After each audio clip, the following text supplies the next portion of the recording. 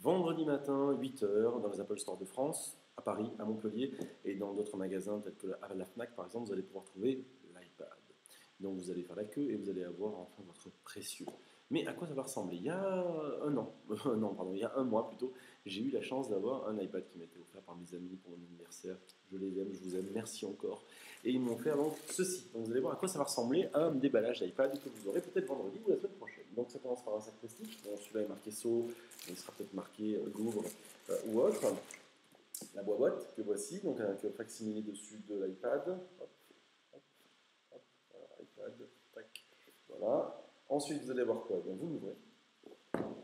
Et là, vous allez tomber sur, ça tombe bien, l'iPad. Voilà, alors là, le plastique qui l'englobait, enfin qui le protégeait, a été enlevé, mais il y a donc une sorte de plastique qui l'entoure, comme tous les appareils Apple.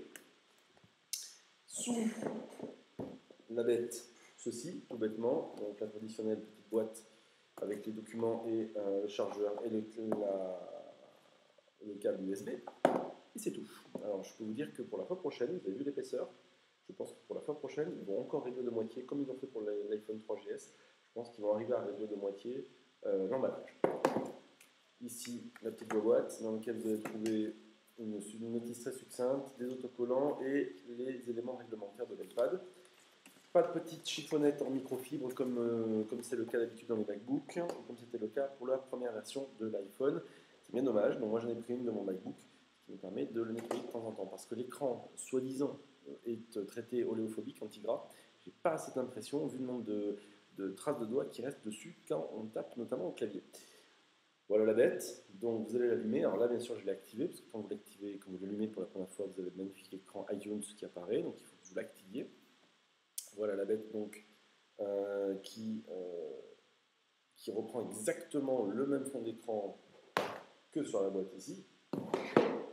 Donc voici la bébête et hop, vous allez tac, voilà, l'activer et vous allez vous retrouver avec l'écran d'accueil, exactement les mêmes icônes, les fonctions de base, le calendrier, la vidéo, iPod, le navigateur internet, le mail, les photos, ainsi de suite, ainsi de suite. Vous avez bien sûr, hop, ici, qui apparaît automatiquement à la recherche Spotlight, et puis ben, vous allez pouvoir avoir assez, hop, voilà, vous allez pouvoir basculer automatiquement si vous voulez d'un sens ou d'un autre. Alors c'est un peu embêtant ça quand vous êtes dans le lit, vous êtes en train de lire un document, une page web ou un livre, donc il y a un petit bouton en haut ici, vous allez voir, qui permet tac, de verrouiller l'accéléromètre, qui fait qu'après, voilà, eh bien, ça ne bascule plus. Voilà, et puis bien sûr les traditionnels boutons sur le côté, ici le bouton de volume, sur le dessus le bouton on-off et le jack de son, ici en dessous le port spécifique iPod et un petit haut-parleur. De ce côté-là, rien du tout. Voilà, et puis derrière, bien sûr, la pomme Apple et la notification iPad et bien sûr le volume 16 Go pour moi de votre iPad. Du traditionnel, du classique. Voilà, c'est ça. Oups là, ce sera ça. Le déballage de votre iPad que vous aurez peut-être vendredi, pardon, ou bien la semaine prochaine, allez savoir. Pour tout savoir ce que je pense sur l'iPad, vous allez regarder Stan et Dame, il y a plein de choses qu'on vous raconte actuellement sur le sujet, avec notamment une super vidéo de Stan qui vous explique les applications incontournables à avoir pour votre iPad immédiatement, là tout de suite.